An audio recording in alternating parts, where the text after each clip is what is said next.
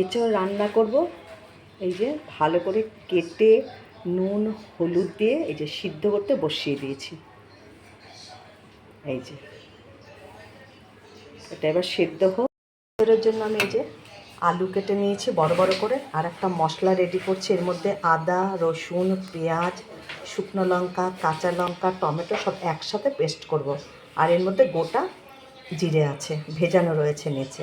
এই যে আর কিছুটা চিংড়ি মাছ আছে। আজকে একটু অন্যরকমভাবে রাখবো। চিংড়িটাকে আজকে পেস্ট করে নেব।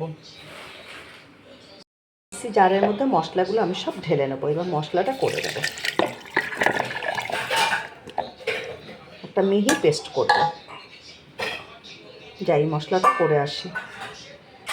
এঁচড়টা একদম টকবক করে ফুটছে, আর একটু হলেই এঁচড়টা নামিয়ে নেব। একদম কচি এঁচড়, বেশিক্ষণ সময় একদমই লাগবে না। এই যে ফুটে উঠেছে, একটু পরে নামিয়ে দেবো ঢেকে দিয়ে। আবার মশলাটা পেস্ট আমার এই যে করা হয়ে গেছে। এটাকে একটা বাটিতে ঢেলে এই জারে আমি আবার এই চিংড়ি মাছটা কাঁচা অবস্থাতে পেস্ট করব। জারের মধ্যে চিংড়ি মাছটা ঢেলে দেবো, এটা মিহি একটু পেস্ট করব, সামান্য একটু জল দেবো। চিংড়ি মাছটা এই যে পেস্ট করে নিয়েছি। আজকে এঁচড়টা একদম অন্যরকমভাবে করব। আজকে গোটা গোটা চিংড়ি না, আজকে একদম পেস্ট করে মশলার সঙ্গে কষিয়ে তারপর চিংড়ি মাছটা দেওয়া হবে। নামিয়ে নিয়েছি। এই যে জল ছেঁকে এটাকে রেডি করেছি। এই যে এঁচড়টা একটু ভেজে নেব, তার জন্য কড়াই গরম করে তেলটাও ভালো করে গরম করে নিয়েছি। এবার এঁচড়টাকে একটু ভাজবো। এঁচড়টা ভাজার জন্য এই যে কড়াইতে দিয়ে দিয়েছি। এবার এটাকে ভালো করে নাড়াচাড়া করে নেব। সিদ্ধ করার সময় কিন্তু নুন আর হলুদ দিয়েছি। এখন আর আমি এটার মধ্যে নুন আর হলুদ দেবো না, পরে দেবো।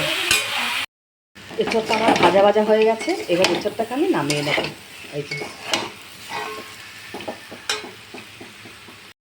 এঁচড়টা নামিয়ে নিয়েছি। ওই কড়াইয়ের মধ্যে বেশ খানিকটা এখন তেল দেব। তেল দিয়ে এবার মশলাটা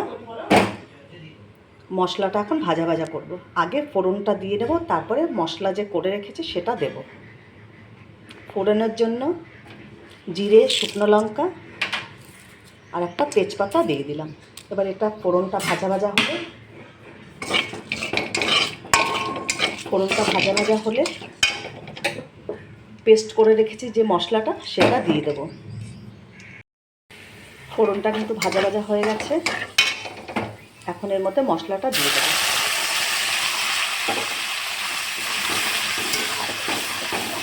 এবার ভালো করে মশলাটা কষিয়ে নেব।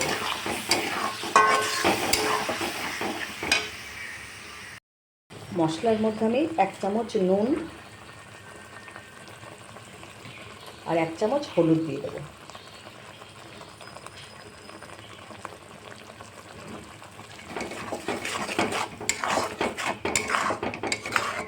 এবার ভালো করে মশলাটা কষিয়ে নেব যতক্ষণ না মশলা থেকে তেল ছেড়ে আসছে।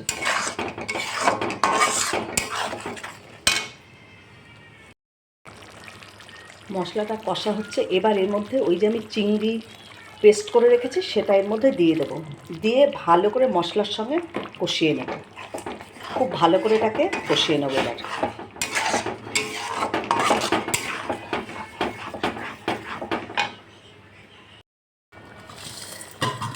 এর মধ্যে কিছুটা মিষ্টি ছড়িয়ে দিলাম।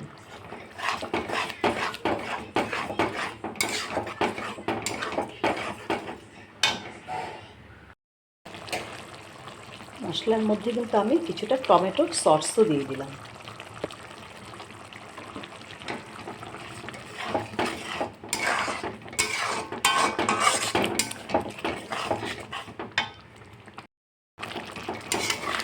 এঁচড়ের সঙ্গে আলুগুলো আমি সিদ্ধ করতে দিয়েছিলাম, তো আলুটা এঁচড়টাতে একদমই সিদ্ধ হয়ে গেছে, পুরো 80% সিদ্ধই হয়ে গেছে। আলুটা একটু শক্ত আছে, তার জন্য মশলার সঙ্গে আমি আলুটা দিয়ে দিলাম। এখন দিয়ে ভালো করে আবার কষাচ্ছি।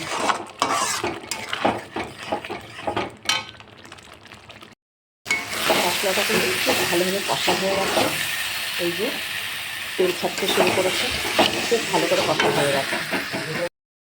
মশলাটা খুব ভালো করে কষা হয়ে গেছে। এবার এর মধ্যে ভাজা এঁচড়গুলো ঢেলে দেবো। এবারে মশলার সঙ্গে এঁচড়টা আবারও একটু কষিয়ে নেব।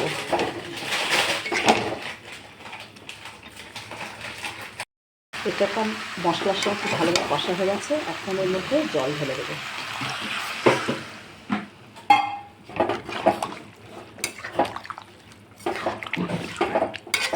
আর একটু জল দিতে হবে। এঁচড়টা কিন্তু একদম হয়ে গেছে, এই যে টপক টপক করে ফুটছে, একদম মাখা মাখা। এখন একটু গরম মশলা দিয়ে এঁচড়টা নামিয়ে নেব। তো গরম মশলা দিয়ে দিচ্ছি।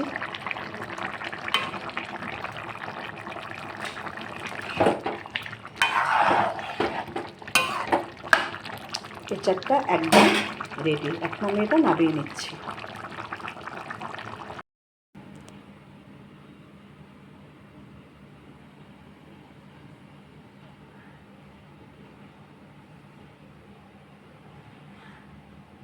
এঁচড় একদম রেডি।